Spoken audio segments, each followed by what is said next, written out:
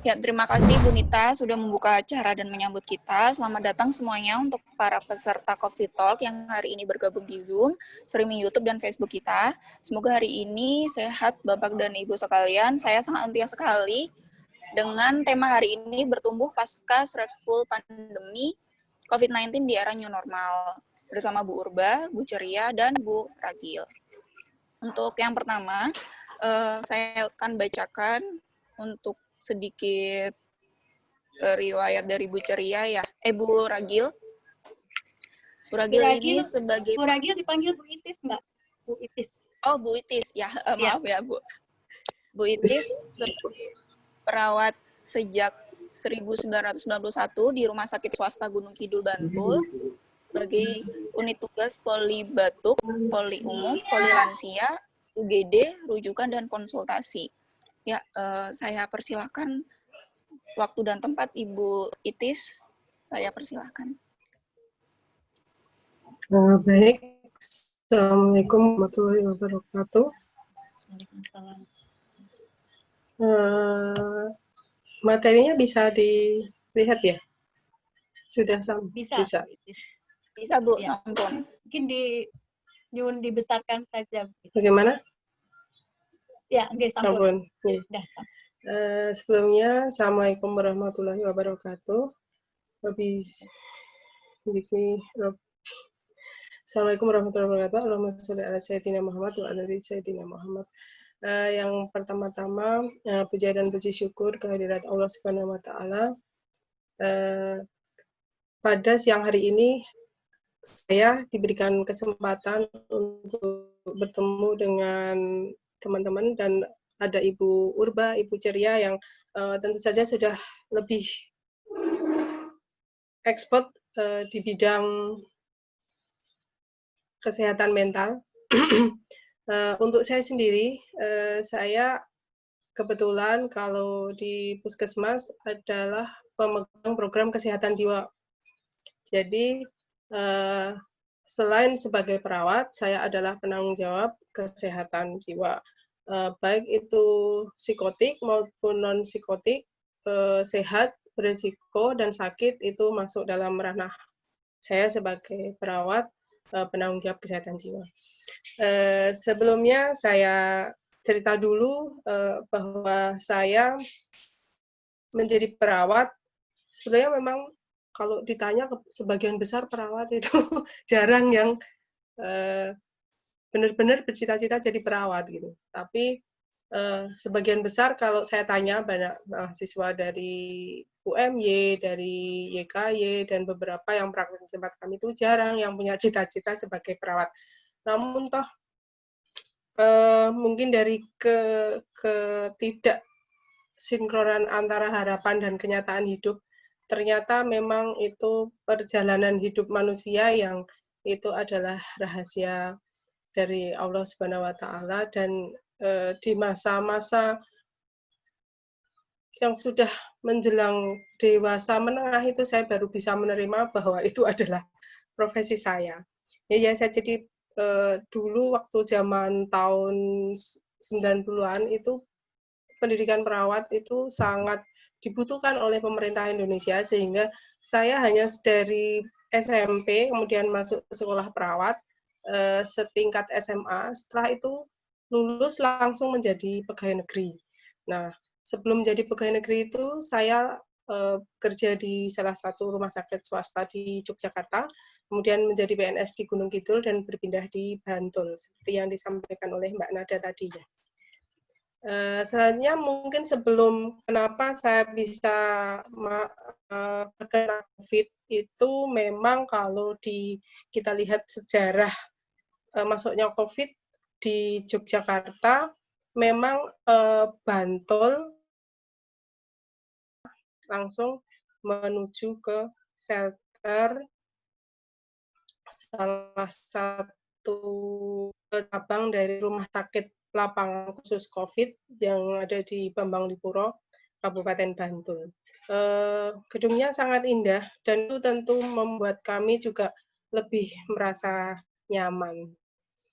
Pengalaman kami saat terkena COVID itu saya sendiri mengalami gejala utama, yaitu ada batuk.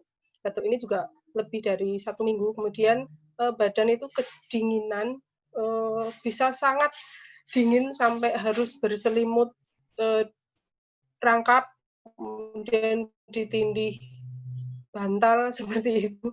Kemudian di tenggorokan sakit, ada sakit kepala, ada nyeri dada dan di punggung, sesek juga ada, kemudian mudah lelah.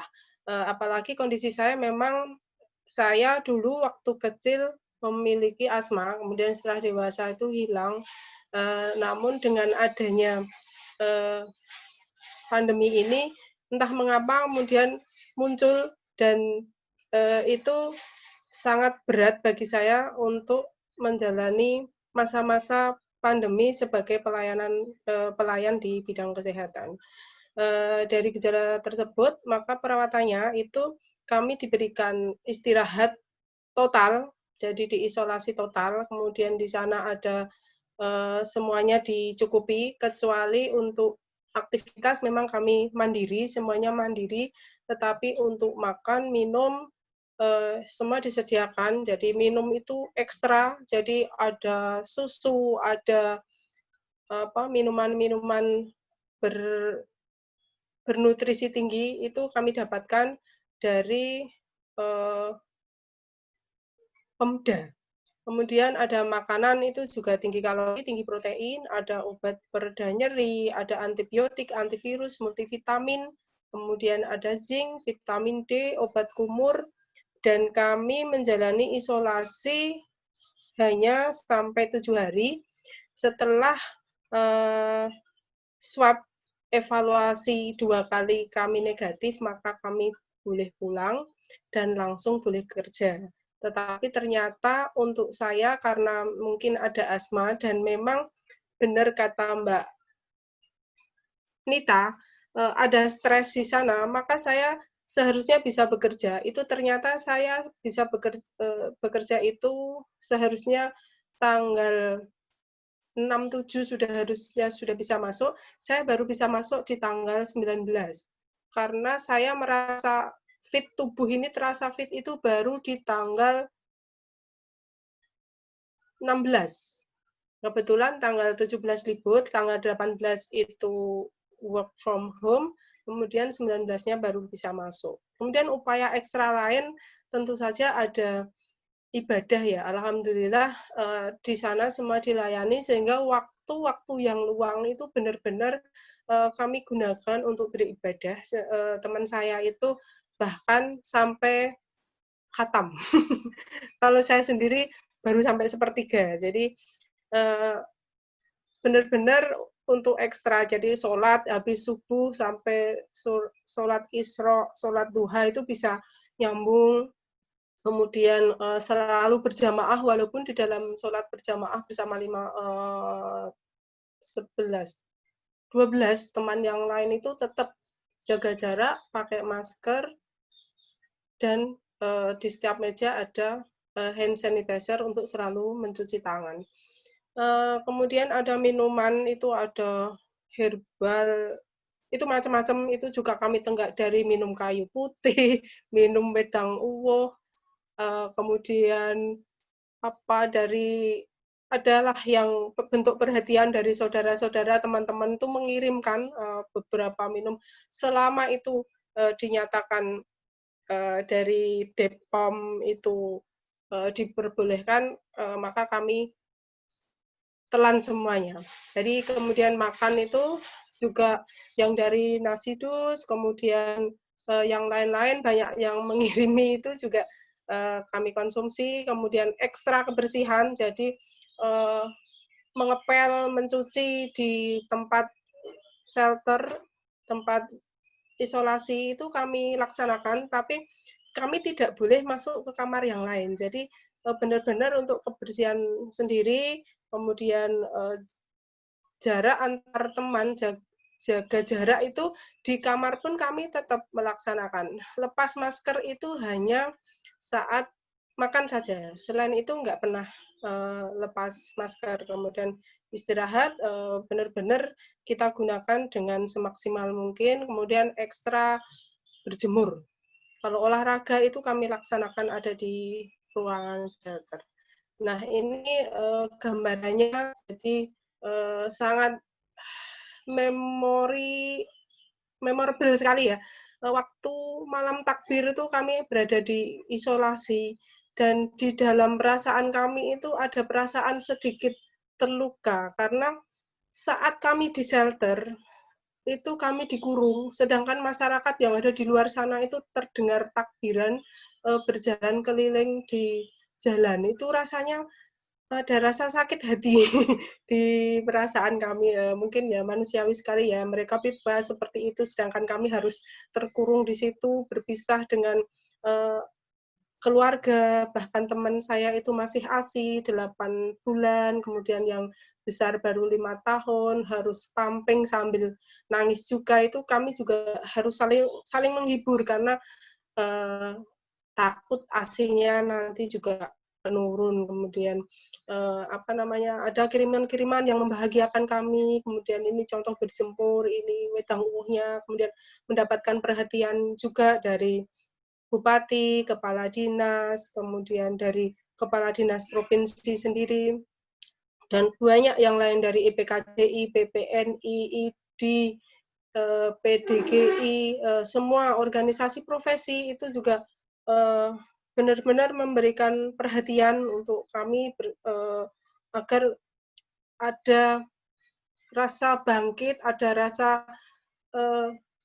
fighting spirit-nya itu tetap bisa menyala. Jadi alhamdulillah sekali dengan banyak perhatian dari mitra, bahkan dari, mohon maaf saya sebutkan, dari UMY itu, sampai kami sudah bekerja pun tetap dikirimi, mungkin sebagai bentuk tetap memotivasi agar kami tetap berjuang untuk menjadi pelayan masyarakat yang benar-benar harus menguatkan mental. Kemudian kiat menjaga mental, kesehatan mental itu tentu saja dengan adanya pandemi ini mendekatkan diri kepada Allah Subhanahu wa taala. Itu mutlak nih. Jadi sejak begitu ada kabar pandemi dan kita pelajari model penyakitnya adalah seperti ini, itu satu hal yang kami sepakati bersama teman-teman itu, kita hanya bisa berlindung pada Allah.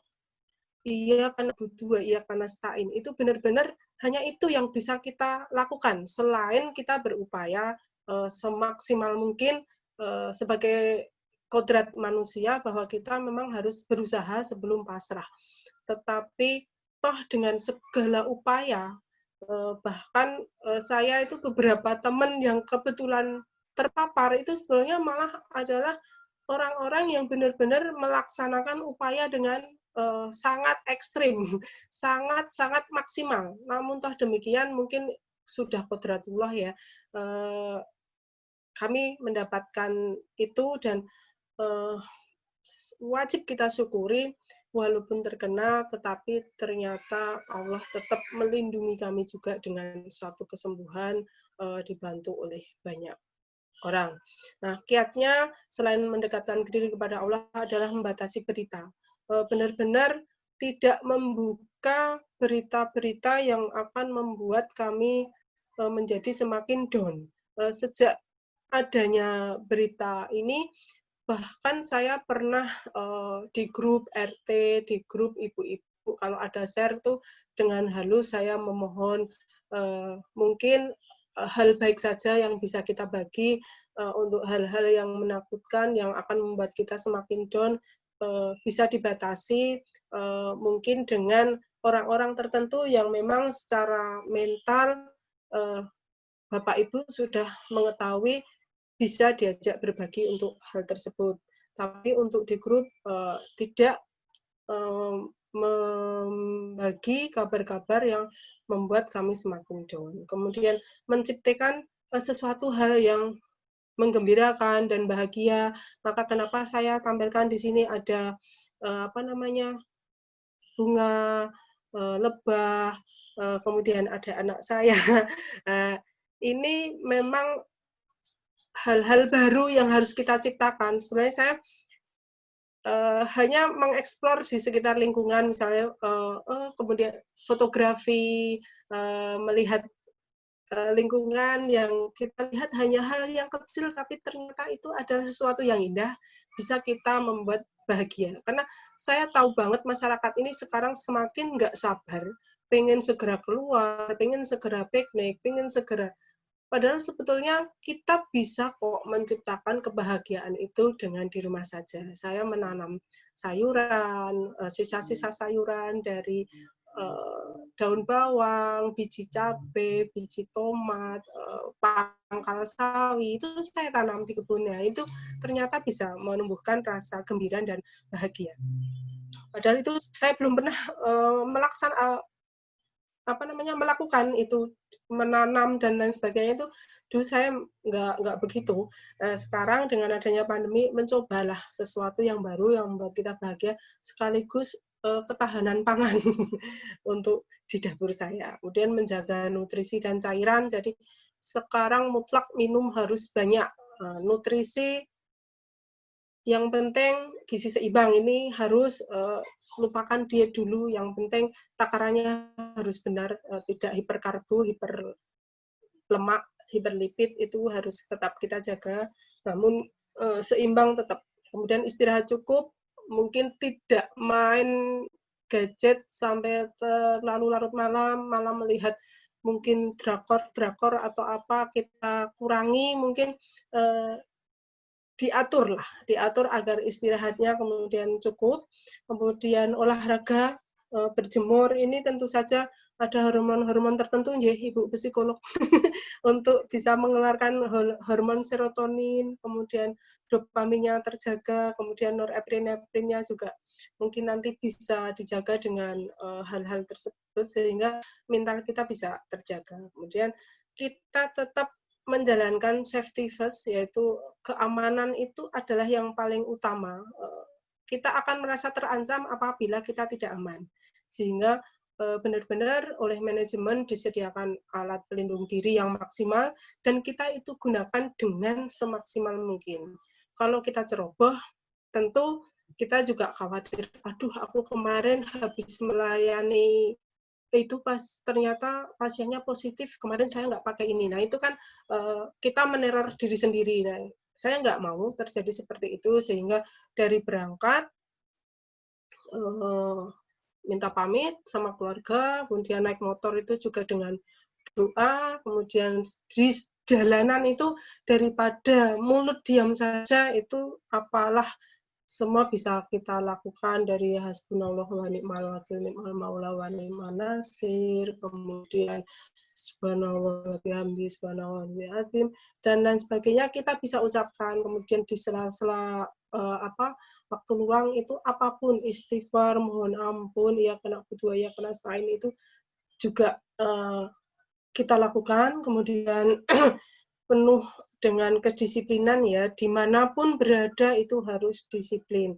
Maka itu terbukti ketika saya positif, alhamdulillah semua 5 anggota keluarga di rumah saya itu tidak ada yang tertular, karena saya di rumah pun juga melakukan hal yang sangat disiplin, bahkan ada uang itu harus dicuci, itu karena untuk menjaga agar tidak terjadi penularan. Kemudian menjaga relasi, tetap menjaga relasi sekarang itu lebih mudah, ya. Jadi dengan WA, dengan telepon dan lain sebagainya, walaupun kita secara fisik tidak bisa hadir, tetapi kita bisa hadir benar-benar dengan online yang sekarang itu bisa kita jangkau semua, dan itu murah, mudah, dan harus kita syukuri. Karena kalau tidak kita syukuri, ya kita pengennya ketemu, tapi kan kita tidak boleh terlebih dahulu bertemu dengan orang lain. Nah, itu mungkin tips-tipsnya untuk kami sebagai tenaga kesehatan, juga bagaimana setiap mau pelayanan itu kita punya kayak gan baterai gitu, bersemangat terlebih dulu bersama teman-teman. Kita juga agar punya semangat baru, itu kan teman-teman mereka juga berjuang, itu kita juga apa iya karena kita takut, kita stres, terus nggak mau kerja di rumah saja, itu kan nggak kayak sebagai sesama teman, tentu itu sangat tidak nyaman. Jadi dengan melihat semangat teman itu, kami juga menjadi lebih semangat, dan ternyata banyak di luar sana yang masyarakat itu masih menunggu kehadiran kita, kiprah kita ini. Ada dari keluarga yang harus dirujuk, kami pun harus memakai APD seperti ini, mengirim pasien bersama dengan lintas sektor, didukung lintas sektor ini juga menimbulkan semangat yang luar biasa. Nah, untuk memotivasi diri tentu saya juga punya trik, teman-teman juga punya trik. Saya ngobrol, kadang curhat, tapi ini walaupun ngobrol nggak bisa dekat. Kadang-kadang juga ngobrolnya jadi nggak asik karena tertutup alat seperti ini, nggak dengar temannya. Nah, ini pernah bersama teman, kita ditakdirkan menjadi pelayan kesehatan, disitulah kita sebagai kafilah di muka bumi, bahwa dengan sebagai tenaga kesehatan pasti Allah punya tujuan lain, punya ketentuan lain yang harus kita jalani dengan penuh amanah dan penuh tanggung jawab. Kemudian kita bukan lagi menganggap sebagai kewajiban, tetapi menjadi panggilan hati. Karena siapa lagi yang bisa menolong kalau bukan kita? Kita sudah dididik dari usia remaja sampai sekarang sudah jelita, sedang 50 tahun, ini harus benar-benar panggilan hati agar kita mendapatkan pahala yang benar-benar barokah. Karena kalau sekedar menjalani kewajiban tentu itu menjadi suatu yang berat, tetapi kalau sudah panggilan hati untuk menolong sesama itu mungkin di dalam langkah kita menjadi lebih ringan. Kemudian berjuang bersama teman-teman itu adalah suatu hal yang sangat manis kita rasakan, bagaimana kita bisa berjuang bersama, melihat orang lain survive, melihat orang masyarakat sembuh, membaik, itu juga ada kepuasan yang tidak bisa kita tukar dengan apapun. Kemudian membentuk imunitas itu dengan itu tadi rasa ini amanah untuk saya. Kemudian berjuang di layanan kesehatan itu adalah bonus untuk kami sebagai tenaga kesehatan, bahwa dengan terpapar tentu saja insya Allah imunitas kita akan terbentuk, dan itu adalah imunitas aktif tanpa perlu kita mendapatkan imunisasi, tetapi dengan paparan, dan alhamdulillah ketika tubuh kita kuat itu kita akan menjadi timbul imunitas di sana, dan itu adalah bonus seperti mendapat amunisi baru untuk berjuang di medan peperangan. Kemudian kita selalu mengingat bahwa nun sewu kalau ada Pak Ustadz dan Bu Ustadz, barangkali saya keliru, bahwa ternyata kalau kita bersabar itu ada 3 hal yang kita dapatkan, yaitu adalah pahala yang tidak terbatas, kemudian orang yang bersabar adalah balasannya surga, dan apabila kita bersabar itu adalah sebab pertolongan Allah untuk kita. Itu untuk motivasi kita sebagai tenaga kesehatan yang benar-benar stressful. Nah, ini di slide terakhir saya ingin berpesan untuk masyarakat. Sebetulnya masyarakat ini punya peran yang sangat luar biasa. Kami ini sebetulnya hanya sebagian kecil orang yang kebetulan menjadi profesi di bidang kesehatan. Itu rasionya sebetulnya untuk di Indonesia itu masih sangat jauh, sehingga masih sangat membutuhkan. Nah, saat ini banyak sekali perawat, dokter gigi, dan lain-lain berpulang oleh karena terkena COVID. Untuk itu, saya benar-benar mohon untuk masyarakat, dengan penurunan jumlah nakes, dan kami adalah garda terbelakang, itu sebenarnya masyarakat adalah garda paling depan. Dulu nakes dikatakan garda paling depan, sebetulnya itu adalah hal yang sangat tidak pas menurut saya, karena masyarakatlah yang benar-benar bisa merubah pandemi ini menjadi semakin terkendali, semakin kita bisa tertangani. Kalau masyarakat tidak mau diatur, masyarakat acuh abai, tidak mau sabar, tidak mau disiplin, tentu kita tidak akan tahu kapan ini semua akan berakhir. Semua harus memprioritaskan bahwa kesehatan itu adalah yang paling utama. Paling tidak kesehatan terkait dengan pandemi ini. Jangan sampai diadukan antara ini kepentingan agama, ini kepentingan hiburan, ini kepentingan physically, dan lain sebagainya. Itu semua sebenarnya dengan sabar, dengan kita berpikir, dengan kecerdasan kita, itu sebenarnya sangat bisa diatur. Olahraga di dalam rumah ada, di depan rumah ada. Justru dengan harus di rumah saja menjalin keakraban dengan keluarga, olahraga bersama anak, olahraga bersama suami, istri, dan lain sebagainya. Itu jauh lebih utama daripada olahraga yang mungkin jauh perlu modal yang mahal. Sekarang itu sangat mengherankan ya. Jadi Allah itu sebenarnya menuntun kita untuk lebih ekonomis, lebih mudah, lebih banyak berinteraksi dengan di rumah saja. Ibadahnya mungkin bapak-bapak menjadi imam keluarga, Iqra atau apa anak-anak TPA yang biasanya keluar sekarang menjadi diajarkan oleh keluarga saja. Itu sebenarnya kan Allah memberikan pesan yang sangat luar biasa, tetapi mungkin belum ditangkap oleh banyak masyarakat. Nah, kunci terakhir adalah tetap di new normal itu 3M kita kenal. Kalau dulu nyamuk, demam berdarah itu menimbun, menutup, dan lain sebagainya. Sekarang adalah 3M-nya tetap menggunakan masker dimanapun, kapanpun, ketemu dengan siapapun. Kemudian mencuci tangan, ini wajib.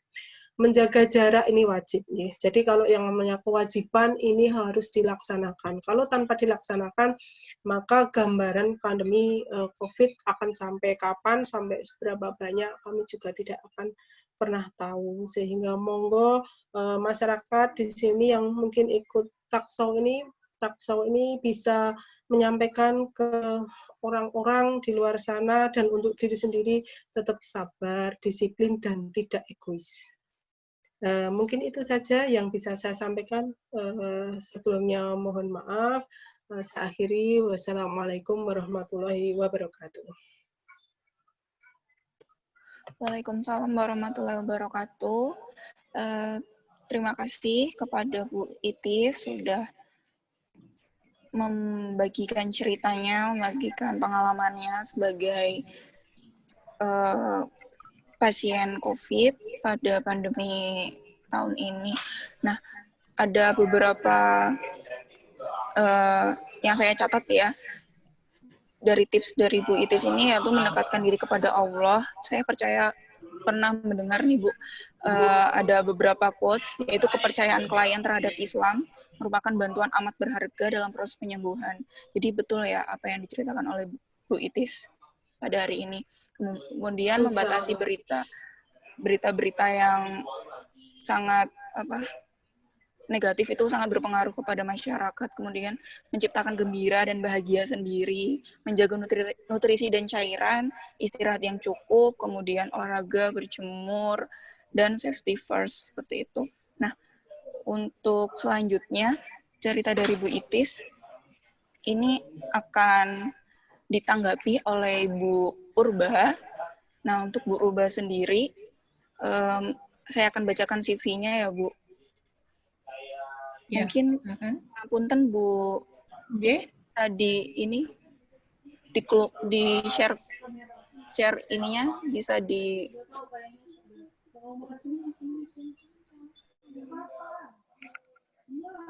Oke, lanjut. Bu Urba S1 psikologi UGM, kemudian S2 profesi psikolog UGM, S3 profesi psikolog UGM. Nah, untuk Bu Urba sekarang menjadi Kaprodi Magister Profesi Psikolog UAD sebagai Ketua IPK Indonesia Wilayah DIY dan menjadi tim relawan psikolog layanan dukungan psikososial di MCCC seperti itu. Nah, untuk selanjutnya bisa langsung saja Ibu Urba, waktu dan tempat saya persilahkan. Terima kasih Mbak Nada. Ya, Bu. Saya boleh share screen ya? Iya, bisa Bu. Yeah. Ini belum ditutup kayaknya yang. Iya, sama Bu Itis belum Ya, ditutup. sebentar. Oke. Iya, Bu. Terima kasih Mbak Nada atas waktunya. Assalamualaikum warahmatullahi wabarakatuh. Waalaikumsalam. Suara saya cukup terdengarkah? Cukup, Bu. Ya, terima kasih. Baik, luar biasa ya cerita dari Ibu Itis tadi. Mungkin saya nyambung saja dari cerita Ibu Itis tadi tentang pengalamannya di dalam menjadi survivor ya, yang pernah mengalami sendiri bagaimana berjuang dengan COVID-19 ya, seperti yang pernah kita dengar di teori-teori, ternyata itu dirasakan sendiri ya oleh Bu Itis secara langsung ya. Ini sungguh pengalaman yang tidak terlupakan ya seumur hidup ya Ibu ya. Nah, saya ingin menyambung dengan secara psikologis ya, mengapa kemudian kita ini ketika mengalami stressful event atau kejadian-kejadian yang stressful ini sebenarnya menjadi sarana atau titik balik kita untuk bisa menjadi orang yang lebih baik gitu ya. Tumbuh, kita menjadi orang yang growth atau kita menjadi orang yang tidak biasa-biasa saja seperti kemarin. Kita menjadi orang yang punya kelebihan dibanding sebelum kita mengalami stressful event. Nah, ini peraturan pemerintah nomor 21 tahun 2020 ya Pak Joko Widodo telah membuat PP tentang yang namanya PSBB, pembatasan sosial berskala besar, yang kemudian diatur lebih detailnya di Permenkes, Peraturan Menteri Kesehatan. Ya, nanti bisa dibaca di sana. Ini dampak dari PP maupun Permenkes ini ternyata luar biasa ya. Kita mengalami semua seperti yang tadi dirasakan, transport ini ya dibatasi, kemudian kegiatan sekolah-sekolah, kemudian bekerja juga kita harus di rumah, tadi ya transport, kemudian kegiatan keagamaan ya, ini yang sangat terasa mungkin bangsa Indonesia yang selama bertahun-tahun merayakan Ramadan ya dengan sangat gegap gempita misalnya, itu kemarin ini benar-benar pengalaman yang sangat-sangat tidak terlupakan gitu, harus di rumah ya, termasuk malam Idul Fitrinya tadi yang dirasakan ya, atau hari raya Idul Fitrinya ini tidak bisa seperti biasa. Ini kan benar-benar pengalaman-pengalaman yang akan berefek kepada hal-hal yang lain. Sehingga dampak dari pandemi COVID-19 ini bukan hanya fisik sebenarnya ya. Secara fisik kita menjadi sangat alert ya, jadi sangat waspada. Kalau ini saya kok batuk ya, aduh. Saya juga karena anak saya ini sewaktu Ramadan itu memberi sahur